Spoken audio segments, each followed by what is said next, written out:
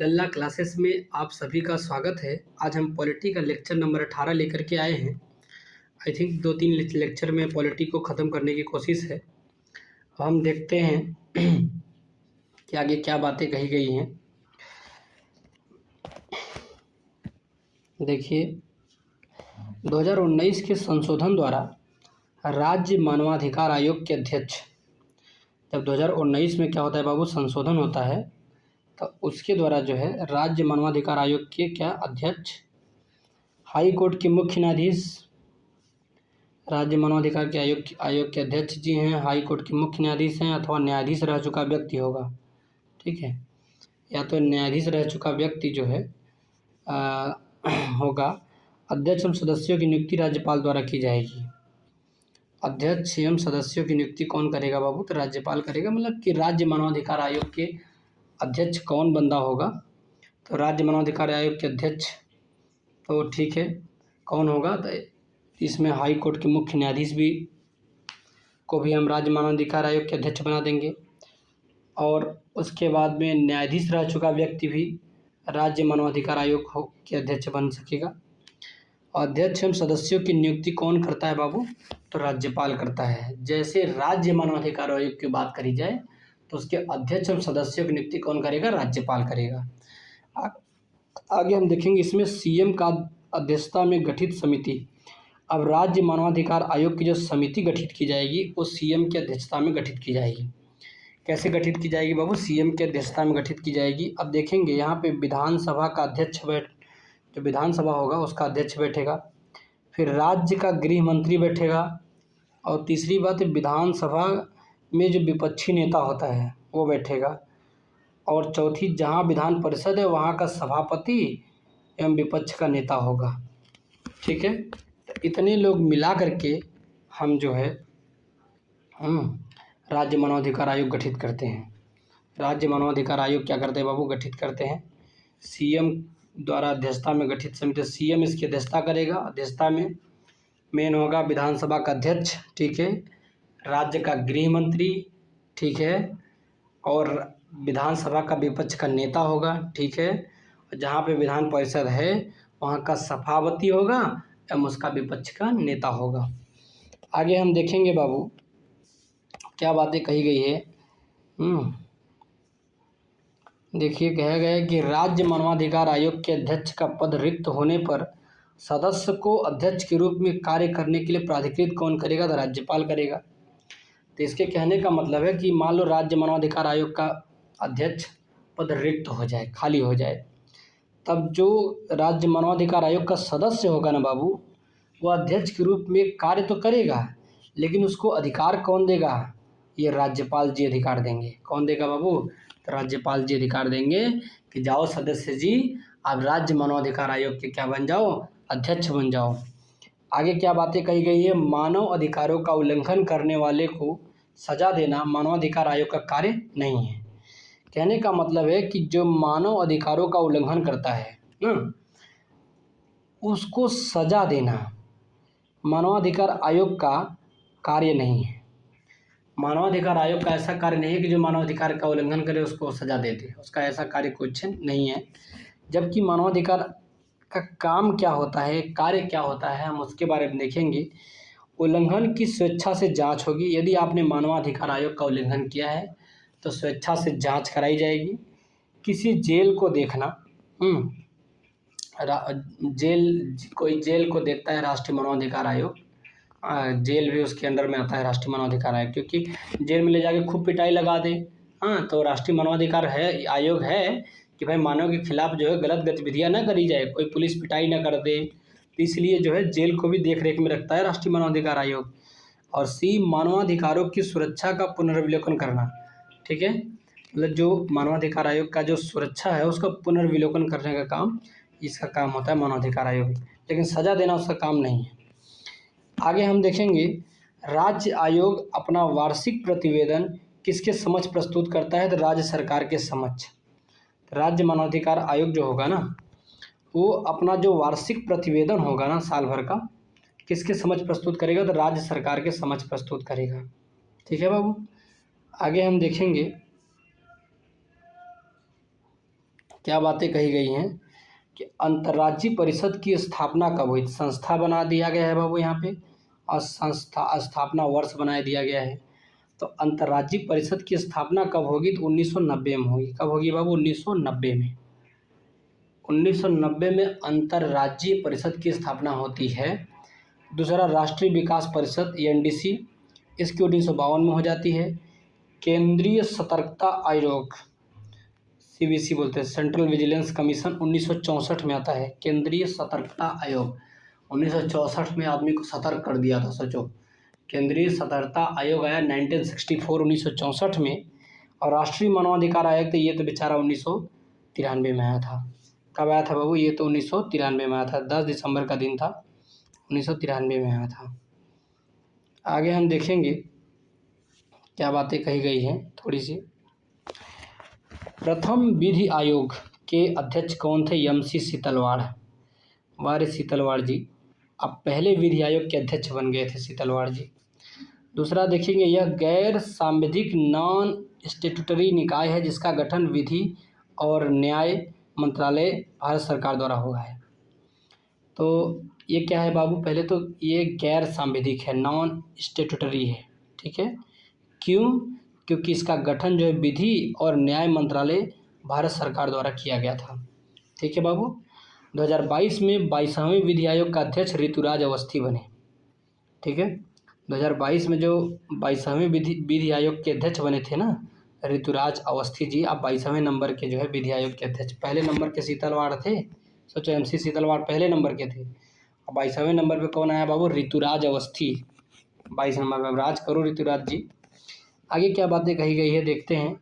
केंद्रीय सतर्कता आयोग सीबीसी की स्थापना 1964 में हुई, ठीक है। संथानम समिति की सिफारिश पर हुई थी। तो मेन बात ये आपको याद रखनी है कि केंद्रीय सतर्कता आयोग की स्थापना कब होती है, तो 1964 में होती है। लेकिन सतर्कता से याद रखना, 100 से सतर्कता और 100 से संथानम समिति, बस। संथानम समिति से केंद्रीय सतर्कता आयोग आया था। आगे हम देखेंगे, इसमें एक अध्यक्ष प्लस 2 सतर्कता आयुक्त इसी को सीबीसी को 2003 में सांविधिक दर्जा दे दिया गया था। इसको स्टेट्यूटरी दर्जा 2003 में दिया गया था सीबीसी को। सांविधिक दर्जा स्टेट्यूटरी को 2003 में दर्जा दिया गया। और केंद्रीय सतर्कता आयोग आया था 1964 में, तो उसमें एक अध्यक्ष थे आयोग में और 2 सतर्कता आयुक्त थे, 3 लोग मिला करके बनाया गया था। आगे हम संस्थाएं देखेंगे और स्थापना वर्ष देखेंगे क्या क्या है। तो केंद्रीय अन्वेषण ब्यूरो, केंद्रीय अन्वेषण ब्यूरो की स्थापना जब होती है 1963 में होती है बाबू। कब होती है, 1963। और केंद्रीय सतर्कता आयोग तो 1964 में बता ही दिए, संथानम समिति के सिफारिश पे हुआ था। कुल कितने लोग थे बाबू, 3, एक अध्यक्ष था, 2 सतर्कता आयुक्त थे। और स्टेट्यूटरी दर्जा कब दिया गया केंद्रीय सतर्कता आयोग को, तो 2003 में। आगे भ्रष्टाचार निरोधक कानून आया, वो था 1988 में। भ्रष्टाचार निरोधक कानून आया था 1988 में, बड़ा दिन के बाद निरोधक कानून आया। भ्रष्टाचार निरोधक 1988 में आता है, ठीक है। अब प्रवर्तन निदेशालय की स्थापना कब होती है, 1956 में, ठीक है। प्रवर्तन निदेशालय की स्थापना कब होती है बाबू, 1956 में। ईडी बोलते हैं उसको, ईडी एनफोर्समेंट डायरेक्टरेट ना, प्रवर्तन निदेशालय बोलते हैं उसको। आगे हम देखेंगे क्या बातें कही गई है। 1990 में एससी या एसटी आयोग की रिपोर्ट के अकॉर्डिंग, 1990 में एससी या एसटी आयोग की रिपोर्ट की अकॉर्डिंग एससी एसटी के अत्याचारों के कारणों में क्या शामिल है। एससी एसटी के अत्याचारों के कारण में क्या शामिल है 1990 में, तो भूमि का निर्वसन, बधुआ मजदूरी और ऋणग्रस्तता, ठीक है। कि उसके भूमि ले लो, बधुआ मजदूरी मत कराओ, और बधुआ मजदूरी कराओ, ऋणग्रस्तता, ऋण से बेचारे ग्रस्त हो जाएं। तो यह 1990 में एससी एसटी आयोग की रिपोर्ट आई थी कि एससी एसटी के अत्याचारों के क्या कारण, मतलब एससी एसटी पर अत्याचार हो रहे हैं, उसके कारण क्या है। तो भूमि का निर्वसन कर दिया जा रहा था, बधुआ मजदूरी कराई जा रही थी, ऋण से ग्रस्त हो जा रहे थे बेचारे। आगे हम देखेंगे अनुच्छेद 315 में संघ लोक सेवा आयोग एवं राज्य लोक सेवा आयोग का प्रावधान है। कहाँ पे बाबू, 315 में। किसका किसका प्रावधान है, संघ लोक सेवा आयोग और इधर क्या है बाबू, राज्य लोक सेवा आयोग का प्रावधान है। ठीक है, अब आगे हम चलेंगे। 2 या अधिक राज्यों के लिए संयुक्त लोक सेवा आयोग हेतु प्रावधान संसद विधि बनाकर करती है। ठीक है, 2 या अधिक राज्यों के लिए संयुक्त लोक सेवा आयोग हेतु प्रावधान तो है, लेकिन संसद जो है विधि बनाकर करेगी। कैसे करेगी बाबू, संसद विधि बनाकर करेगी। जैसे दिल्ली और हरियाणा के लिए एक ही लोक सेवा आयोग बना दे तो बनाएगा कौन, संसद बनाएगी, विधि बनाकर के करेगी। यूपीएससी वार्षिक प्रतिवेदन देता है तो राष्ट्रपति को देता है। भाई जिस दिन तुम IAS बन जाओगे ना, उस दिन तुम अपना जो साल भर का प्रतिवेदन दोगे ना, या तो तुम्हारा जो बॉस होगा प्रतिवेदन देगा, किसको देगा, राष्ट्रपति को देगा। किसको देगा, राष्ट्रपति को देगा। आगे 2 या अधिक राज्यों हेतु संयुक्त लोक सेवा आयोग के अध्यक्ष एवं सदस्यों की नियुक्ति कौन करेगा बाबू, राष्ट्रपति करेगा। हाँ, 2 या अधिक राज्यों हेतु संयुक्त, क्या बाबू, संयुक्त लोक सेवा आयोग के अध्यक्ष की हम सदस्यों की नियुक्ति कौन करेगा, राष्ट्रपति करेगा बाबू। जबकि राज्य लोक सेवा आयोग के अध्यक्ष एवं सदस्यों की नियुक्ति कौन करेगा, तो राज्यपाल करेगा। तो राज्य लोक सेवा आयोग के अध्यक्ष एवं सदस्यों की नियुक्ति कौन करेगा, राज्यपाल करेगा। लेकिन 2 या अधिक राज्य है तो संयुक्त लोक सेवा आयोग के अध्यक्ष एवं सदस्यों की नियुक्ति करेगा तो राष्ट्रपति करेगा। 2 राज्यों की बात आ जाए तो राष्ट्रपति जी आ जाएंगे, अन्यथा राज्यपाल एक राज्य में सफरा देते हैं, अध्यक्ष और सदस्यों की नियुक्ति कर देते हैं।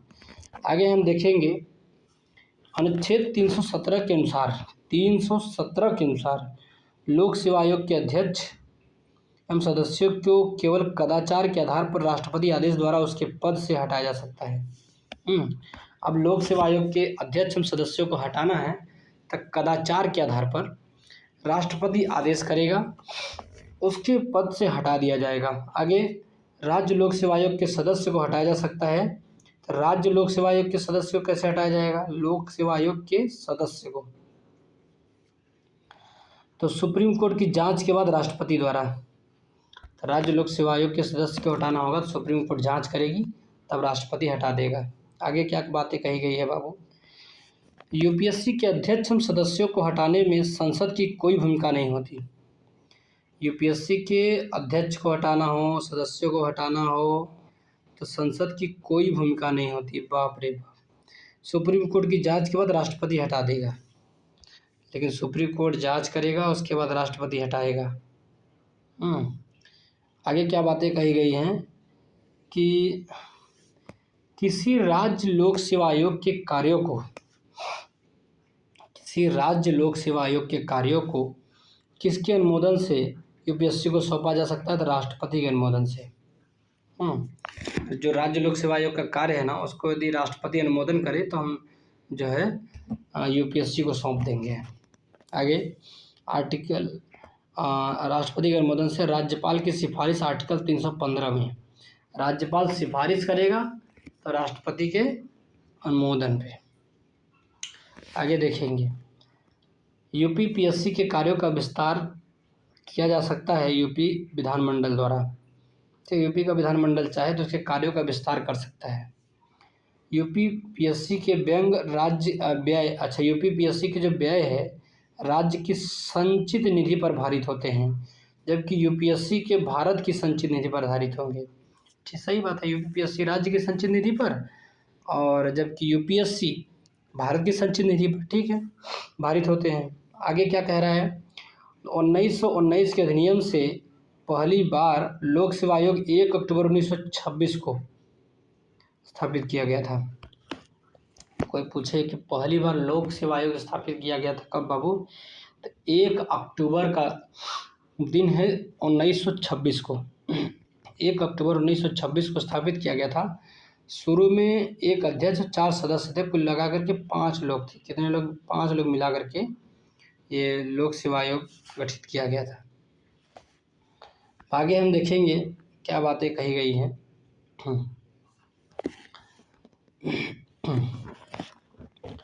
संविधान में राज्य लोक सेवा आयोग की सदस्य संख्या का उल्लेख नहीं है कि राज्य लोक सेवा आयोग के सदस्यों की संख्या कितनी होगी, इसका उल्लेख संविधान में नहीं है।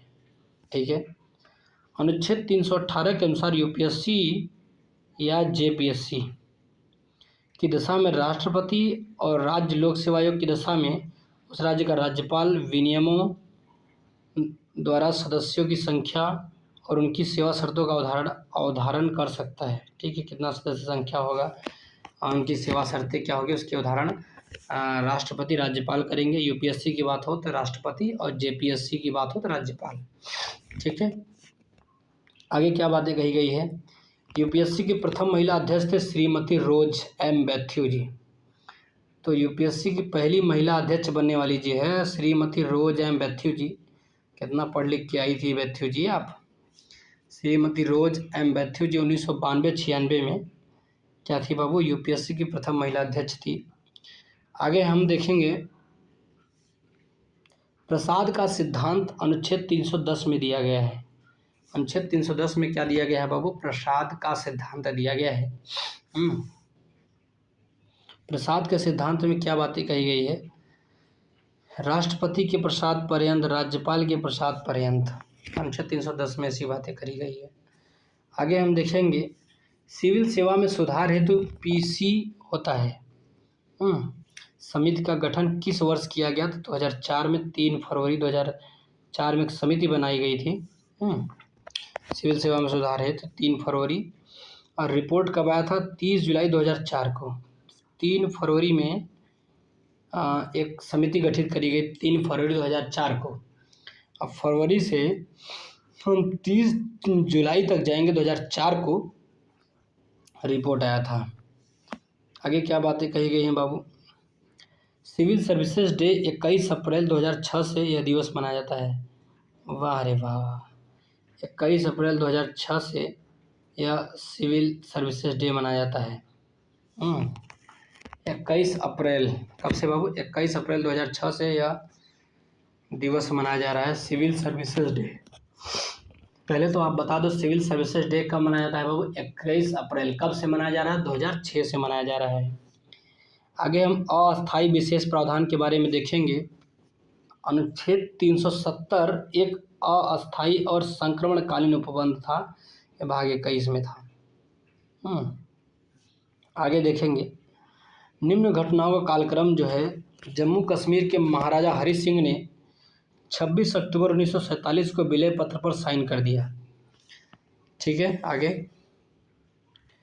26 नवंबर 1949 को संविधान जो है अंगीकृत एवं 26 जनवरी 1950 को लागू हो गया। ठीक है, जम्मू कश्मीर का नया संविधान 26 जनवरी 1957 को स्वीकृत एवं प्रवृत्त हुआ था। ठीक है, जम्मू कश्मीर का नया संविधान बना था तो 1957 को स्वीकृत एवं प्रवृत्त हुआ था 26 जनवरी 1957 को।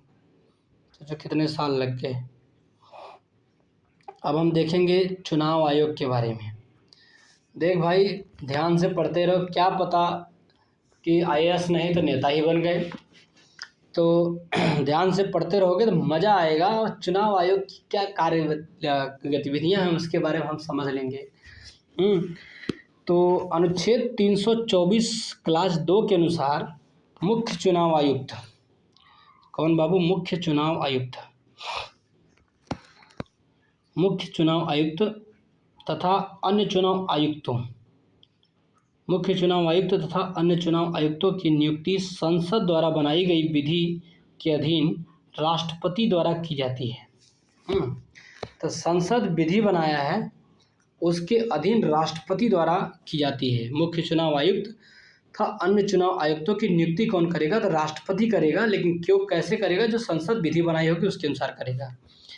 और अच्छा, मुख्य चुनाव आयुक्त का जो कार्यकाल होगा वो 6 वर्ष होगा या तो 65 वर्ष, जो पहले हो जाए वहीं पर समाप्त हो जाता है। इलेक्शन कमीशन ऑफ इंडिया मुख्य चुनाव आयुक्त, तो उसका कार्यकाल कितना होता है बाबू, 6 वर्ष होता है, और या तो 65 वर्ष हो जाए, 65 वर्ष से अधिक नहीं कर सकते।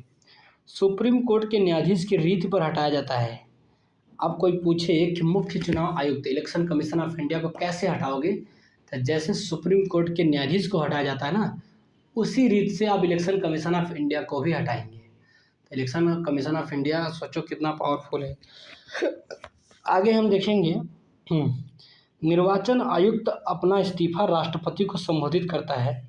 तो निर्वाचन आयुक्त इलेक्शन कमीशन ऑफ इंडिया जो होगी वो अपना इस्तीफा देना चाहेगा तो किसको सौंपेगा, राष्ट्रपति को सौंपेगा। ठीक है, फिर कह रहे हैं ECI election commission of India हम अन्य 2 निर्वाचन आयुक्तों को सुप्रीम कोर्ट न्यायालय के समान वेतन एवं भत्ते मिलते हैं। अच्छा, जितना सुप्रीम कोर्ट के न्यायालय को समान वेतन मिलता है, भत्ता मिलता है ना, उतना इलेक्शन कमीशन ऑफ इंडिया अन्य 2 निर्वाचन आयुक्तों को सुप्रीम कोर्ट के न्यायालय के समान वेतन और भत्ते मिलेंगे। सोचो, और उसी रीत से हटाया भी जा रहा है, जैसे सुप्रीम कोर्ट के न्यायाधीश को हटाया जाता है, वैसे ही इलेक्शन कमीशन ऑफ इंडिया को भी हटाया जाएगा। आगे हम देखेंगे इलेक्शन कमीशन ऑफ इंडिया को प्रत्येक सदन में 2/3 बहुमत से प्रस्ताव पारित करके दोनों सदन में राष्ट्रपति आदेश द्वारा हटाया जा सकता है। ठीक है, तो कहने का मतलब है कि इलेक्शन कमीशन ऑफ इंडिया को हटाना है तो दोनों सदन में 66% से बहुमत होना चाहिए, 2/3 से प्रस्ताव पारित करिए, फिर राष्ट्रपति आदेश से हटाया जाएगा, अर्थात सुप्रीम कोर्ट के न्यायाधीशों के समान रीति साबित कदाचार एवं असमर्थता के आधार पर जो है हटाया जाता है। ठीक है, तो आगे अब देख लो, अब जो भी इंसान समझदार होगा वो भी जान जाएगा कि यदि सुप्रीम कोर्ट के न्यायाधीश को हटाना है तो कैसे हटाओगे बाबू। तो उनको हटाने के लिए क्या करना पड़ेगा हमको, ध्यान से देखो, दोनों संसद के दोनों सदन लोकसभा और राज्यसभा से दोनों जगह से 66% से 2/3% से जो है पारित हो जाए तो राष्ट्रपति के आदेश द्वारा हटाया जाता है। अन्य निर्वाचन आयुक्तों को राष्ट्रपति ईसीआई के परामर्श पर हटाता है। अच्छा, अन्य निर्वाचन आयुक्त को हटाना होगा, राष्ट्रपति कैसे हटाएगा बाबू, इलेक्शन कमीशन ऑफ इंडिया के परामर्श पर हटाएगा। अनुच्छेद 243 जेड ए के तहत पंचायतों एवं नगरपालिकाओं का चुनाव राज्य निर्वाचन आयोग द्वारा कराया जाता है। तो अनुच्छेद 243 के और 243 जेड, पंचायत 243 के तहत है और 243 जेड ए के तहत जो है नगरपालिका का जो चुनाव होगा राज्य चुनाव आयुक्त कराया जाएगा। आगे हम देखेंगे निर्वाचन आयोग की बात करेंगे हम, इलेक्शन कमीशन ऑफ इंडिया। निर्वाचन आयोग निर्वाचन प्रतीक आरक्षण या आवंटन आदेश आया था 1968 में के तहत मान्यता प्राप्त राजनीतिक दलों के विभाजन या विलय से संबंधित विवाद भी निपटाता है। यदि राजनीतिक दल में विभाजन हो गया है या विलय से बात होगी या विवाद हो गया है, उसको निपटाने का काम निर्वाचन आयोग कराएगा। और यह जो आदेश आया था कब आया था बाबू, 1968 में। कब आया था बाबू आदेश, 1968 में आया था। आगे अब हम देखेंगे लोकसभा या राज्यसभा के चुनाव की अधिसूचना राष्ट्रपति जारी करता है। तो लोकसभा राज्यसभा के चुनाव की अधिसूचना जारी करने का काम कौन करेगा बाबू, तो राष्ट्रपति महाराजा जी अधिसूचना जारी करेंगे।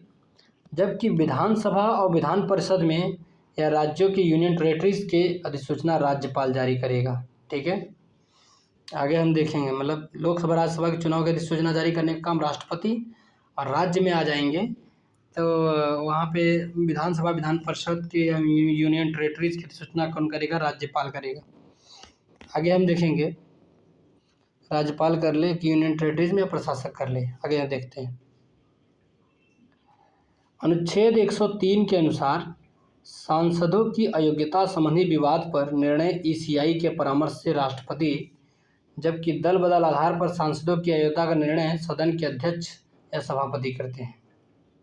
कहने का मतलब कि आर्टिकल 103 के अनुसार यदि सांसद की अयोग्यता की बात करी जाए, अयोग्यता संबंधी विवाद हो जाए, तो ईसीआई के परामर्श से राष्ट्रपति, ECI election commission of India के परामर्श पर राष्ट्रपति अयोग्य ठहरा देगा 103 के तहत हो तब। और जबकि दल बदल आधार पर सांसदों की अयोग्यता का निर्णय होगा तो अध्यक्ष एवं सभापति कौन करेगा बाबू, अध्यक्ष एवं सभापति अयोग्य निर्धारित करेंगे। आगे हम देखेंगे न्यायालय द्वारा अपराधी घोषित किए गए व्यक्ति को, मतलब न्यायालय द्वारा अपराधी घोषित किए गए व्यक्ति को चुनाव लड़ने के लिए अयोग्य करार देने का निर्णय सांसद द्वारा किया गया है। यदि कोई भी बंदा न्यायालय द्वारा जो है अपराधी घोषित कर दिया गया है, तो उसको चुनाव लड़ने के लिए अयोग्य करार देने का निर्णय कौन करेगा बाबू? संसद निर्णय करेगा। कौन करेगा बाबू? संसद। आरपीए एक्ट 1951 के तहत 2 वर्ष अधिक सजा पर अगले 6 साल चुनाव लड़ने के लिए अयोग्य कर दिया जाएगा। तो आरपीए एक्ट 1951 में आया था, कहा कि यदि आपको 2 वर्ष से अधिक सजा मिल गई तो आप अगले 6 वर्ष तक जो है चुनाव नहीं लड़ सकते। जैसे एक मामला आया था कि राहुल गांधी ने कहा था कि आखिर सभी मोदी क्यों चोर होते हैं, तो ये मामला कोर्ट में गया था। तो कहा जा रहा था कि यदि उनको सज़ा होगी, 2 वर्ष से अधिक सज़ा हो गई तो उनको 6 वर्ष जो है चुनाव नहीं लड़ सकते हैं। ऐसी बातें आगे आ रही थी, लेकिन जो है उनको कोर्ट ने बाइज्जत बरी कर दिया। आदर्श आचार संहिता निर्वाचन आयोग द्वारा निर्मित की जाती है। आदर्श आचार संहिता निर्मित करने का काम करेगा निर्वाचन आयोग, जो राजनीतिक दलों पर बाध्यकारी होती है। तो निर्वाचन आयोग जो भी आदर्श आचार संहिता होगी ना, राजनीतिक दलों पे क्या होगी? बाध्यकारी होगी, उसको मानना ही पड़ेगा। चुनाव की घोषणा होते ही यह प्रभावी हो जाती है। जैसे ही चुनाव की घोषणा होगी वैसे आदर्श आचार संहिता क्या हो जाती है बाबू? प्रभावी हो जाती है। भारत में मताधिकार या निर्वाचित होने का अधिकार विधिक अधिकार है, लीगल राइट है। वोट देने का अधिकार और मताधिकार या निर्वाचित होने का अधिकार ये विधिक अधिकार है, लीगल राइट। कैसा है बाबू? ये लीगल राइट है, विधिक अधिकार है। लोक प्रतिनिधित्व अधिनियम 1951 में, या जन प्रतिनिधित्व अधिनियम 1951 बोल सकते हैं, या तो लोक प्रतिनिधित्व अधिनियम 1951 बोल सकते हो। 61वें संशोधन 1988 द्वारा 61वां संविधान, कौन सा संविधान संशोधन बाबू? 61वां संविधान संशोधन द्वारा कब आया था? 1988 में ही आ गया था। मताधिकार आयु को 21 वर्ष से घटाकर 18 वर्ष कर दिया गया। बाप रे बाप, 21 वर्ष से घटाकर कितना किया बाबू? 18 वर्ष कर दिया। सोचो 3 साल घटा दिया। तो 21वां संविधान संशोधन सन 61 नंबर पे 61वां संविधान संशोधन सन 1988 में आया था। पहली बार 1989 में 9वीं लोकसभा चुनाव में प्रयोग किया गया था। तो 21 से जो एज घटा करके 18 वर्ष किया गया था, तो 1 साल बाद 1989 में जब 9वीं लोकसभा का चुनाव हुआ था, उस समय 18 वर्ष के व्यक्ति भी चुनाव में भाग ले सकते थे। आगे हम देखेंगे लोक प्रतिनिधित्व अधिनियम 1951 में 1996 के संशोधन अधिनियम 1996 में संशोधन हो जाता है इसका, लोक प्रतिनिधित्व अधिनियम का कुछ संशोधन किए गए थे। कहा गया था 1996 का संशोधन दिनेश गोस्वामी समिति की सिफारिश पर आधारित था। तो 1996 का जो संशोधन हुआ था ना, उस किस पर आधारित था बाबू? तो दिनेश गोस्वामी समिति की सिफारिश पर आधारित था। जिसके आधार पर दिनेश गोस्वामी समिति की सिफारिश पर आधारित था। अब नवीन संशोधन देखेंगे क्या कहा गया है। किसी प्रत्याशी की मृत्यु पर चुनाव प्रत्यादिष्ट रद्द नहीं होगा। यदि कोई प्रत्याशी जो है मृत्यु हो जाती है तो चुनाव जो है प्रत्यादिष्ट क्या होगा बाबू? रद्द नहीं होगा। आगे नवीन संशोधन में कहा गया था कोई प्रत्याशी 2 से अधिक सीटों पर चुनाव नहीं लड़ सकता। ऐसी बातें कही गई 1996 में कि कोई प्रत्याशी 2 से अधिक सीटों पर चुनाव नहीं लड़ सकता, 2 जगह से चुनाव लड़ सकते हो बस। राष्ट्रीय ध्वज संविधान के अपमान के अपराध में दोष सिद्ध होने की तिथि से 6 वर्षों के लिए संसद और राज्य विधानमंडल के चुनाव लड़ने के लिए अयोग्य होगा। कहने का मतलब कि जो भी बंदा राष्ट्रीय ध्वज या संविधान का अपमान करेगा, यदि उसके अपराध में दोष सिद्धि हो जाती है तो 6 वर्षों के लिए संसद का और राज्य विधानमंडल के चुनाव लड़ने के लिए अयोग्य हो जाएगा। बाप रे बाप। नोट दिनेश गोस्वामी समिति कब आई थी बाबू? 1990 में आई थी। दिनेश गोस्वामी समिति कब आई थी बाबू? 1990 में आई थी और 1996 में इसने जो है सिफारिशें करी थी, लोक प्रतिनिधित्व अधिनियम 1951 में। आगे हम देखेंगे परिसीमन आयोग का गठन अनुच्छेद 82 के तहत। अच्छा, अनुच्छेद 82 के तहत परिसीमन आयोग का गठन संसद विधि बनाकर केंद्र सरकार द्वारा गठित किया जाएगा। इसके अध्यक्ष की नियुक्ति केंद्र सरकार करेगी। तो परिसीमन आयोग का जो गठन होता है अनुच्छेद 82 के तहत होगा। संसद कैसे करती है, वह विधि बनाएगी और केंद्र सरकार द्वारा गठित किया जाएगा। इसके अध्यक्ष और नियुक्ति केंद्र सरकार करता है।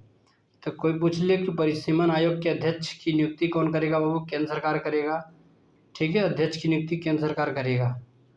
ठीक है, आगे किसी निर्वाचन क्षेत्र को आरक्षित करने का निर्णय परिसीमन आयोग द्वारा लिया जाता है। कोई निर्वाचन क्षेत्र है उसको आरक्षित करने का निर्णय कौन लेगा, तो कौन लेगा बाबू बताओ, परिसीमन आयोग द्वारा लिया जाएगा। आगे क्या बातें कही गई है, परिसीमन आयोग के आदेशों को किसी न्यायालय में चुनौती नहीं दी जा सकती। क्या परिसीमन आयोग के आदेशों को किसी न्यायालय में चुनौती दी जा सकती है, तो किसी न्यायालय में जो है चुनौती नहीं दी जा सकती। इसके आदेश, परिसीमन आयोग के आदेश लोकसभा अथवा विधानसभा के सम्मुख रखे जाते हैं, तो इसमें कोई संशोधन नहीं किया जा सकता। ठीक है, परिसीमन आयोग लोकसभा विधानसभा के सम्मुख रखे जाएंगे, लेकिन तो इसमें कोई संशोधन नहीं हो सकता, किया जा सकता। अब तक 5 बार गठित हो चुका है परिसीमन आयोग। कितनी बार गठित हो चुका है वो, 5 बार। 1952 में परिसीमन आयोग आया था, 1963 में, फिर 1973 में, 10 साल बाद, 52 से 62 ना, तो लगभग 10 साल बाद हुआ था। 1963 से फिर 10 साल बाद है, फिर 2002 में होता है, फिर 2020 में होता है। अब आगे हम देखेंगे आनुपातिक प्रतिनिधित्व की व्यवस्था अल्पसंख्यकों के प्रतिनिधित्व को सुनिश्चित करती है। जो आनुपातिक प्रतिनिधित्व की व्यवस्था होती है ना, अल्पसंख्यकों के प्रतिनिधित्व को सुनिश्चित करती है। ठीक है, द्विदलीय प्रणाली वाली व्यवस्था में यह विफल है, जैसे यूएसए और यूके। द्विदलीय प्रणाली वाली व्यवस्था में आनुपातिक प्रतिनिधित्व की व्यवस्था जो होगी असफल है, क्योंकि यूएसए और यूके में दोनों जगह पे असफल है। आगे निर्वाचन आयोग की सर्वप्रथम 16 अक्टूबर 1989 को 3 सदस्यीय बनाया गया। 1+2 कितना, 3 सदस्यीय बनाया गया, 1+2 3। 1990 तक ही पुनः 1 अक्टूबर 1993 में 3 सदस्यीय बनाया गया, जो वर्तमान तक है। 1 अक्टूबर 1993 में बनाया गया था आनुपातिक प्रतिनिधित्व, 1990 तक है। ठीक है, 1993 तक है। आगे क्या है, प्रथम चुनाव आयुक्त, मुख्य चुनाव आयुक्त सुकुमार सेन थे। 1950 से 58, 8 साल तक सुकुमार आयुक्त, खूब मजा लिए सुकुमार जी। 1950 से 1958 तक। प्रथम महिला ECI रमा देवी थी। हाँ, सुकुमार सेन, रमा देवी भी तुम्हारे जगह पे आई है महिला के रूप में।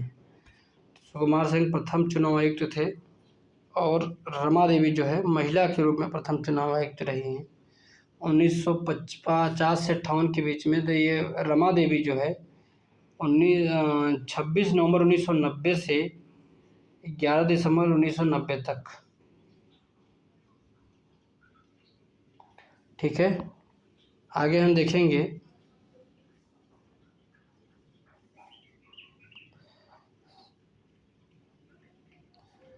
नेशनल वोटर्स डे मनाया जाता है 25 जनवरी को। नेशनल वोटर्स डे मनाया जाता है बाबू 25 जनवरी को। कब मनाया जाएगा बाबू, 25 जनवरी को नेशनल वोटर्स डे मनाया जाएगा। नेशनल वोटर्स डे कब मनाया जाएगा बाबू, 25 जनवरी को। अब हम इस लेक्चर को यहीं पे समाप्त करते हैं। लाइक करो, सब्सक्राइब करो, कमेंट करो, सब्सक्राइब करो। कुछ भी बढ़ नहीं रहा है, आप लोग ध्यान से देख नहीं रहे हो क्लासेस। ठीक है, बाय, बेस्ट ऑफ लक।